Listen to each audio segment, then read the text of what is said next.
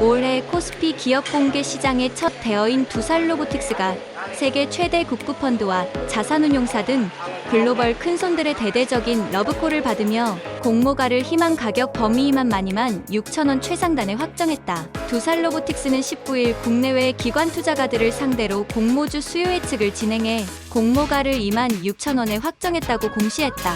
이로써 공모 규모도 4,212억 원으로 결정됐으며 두살로보틱스의 공모가 기준 시가총액은 1조 6,853억 원에 이르게 됐다. 수요 예측에는 국내외 기관 1,920곳이 참여해 272대 1의 경쟁률을 기록했다. 두산 측에 따르면 특히 노르웨이 중앙은행과 싱가포르 투자청 GIC 등 국부펀드 운용사 두 곳을 포함해 블랙록과 골드만삭스 자산운용 등 세계적인 투자 회사들이 두살로보틱스 주식을 한 주라도 더 받기 위해 거액을 베팅하며 수요 예측에 참여했다. 노르웨이 중앙은행이 운용하는 노르웨이 국부펀드는 지난해 기준 운용 자산 규모가 1조 4천억 달러에 달하는 세계 최대 국부펀드이며 싱가포르 국영 투자사인 GIC 역시 운용 자산이 900조 원에 달한다. 세계 최대 운용사인 블랙록도 두살로보틱스 주주가 되기 위해 공모주를 받으려 줄을 섰다. 블랙록의 운용 자산은 지난해 기준 9조 5천억 달러에 이른다. 여기에 골드만삭스 운용을 포함해 20여 개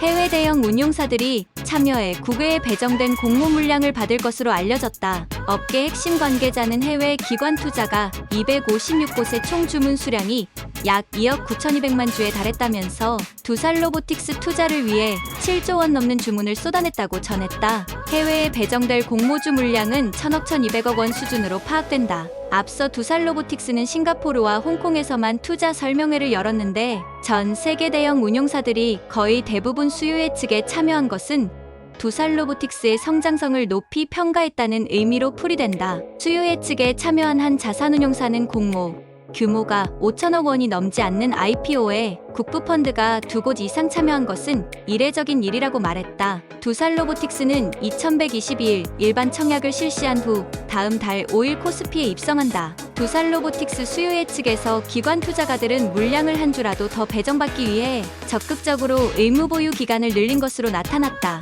두살로보틱스는 의무보유 확약 기관이 전체 참여 기관의 60.3%라고 공시했다. 올 기업 공개 IPO 시장에서 가장 높은 수치다. 의무보유 확약이란 국내외 기관이 공모주 배정 후 일정 기간 동안 주식을 팔지 않고 보유하기로 약속하는 행위를 의미한다. 주문 물량 기준 의무보유 확약 물량은 전체의 51.6%였다. 일반적으로 발행사와 상장 주관사는 새내기주의 증시 입성 후 주가 하락을 방지하기 위해 의무보유 기간을 길게 제시하는 기관 투자가에 더 많은 공모 물량을 배정한다. 실제로 의무보유 기간을 상장일로부터 6개월로 제시한 기관이 전체 참여 기관의 23.5%였다. 공모가 희망 범위만 12,600원 상단 이상의 주문을 낸 기관은 전체의 94.79%에 달했다. 상장 주관사 측은 장기 투자 성향의 투자자 확보 및 일반 청약자들의 참여 기회를 확대하기 위해 공모가를 상단으로 결정했다고 설명했다.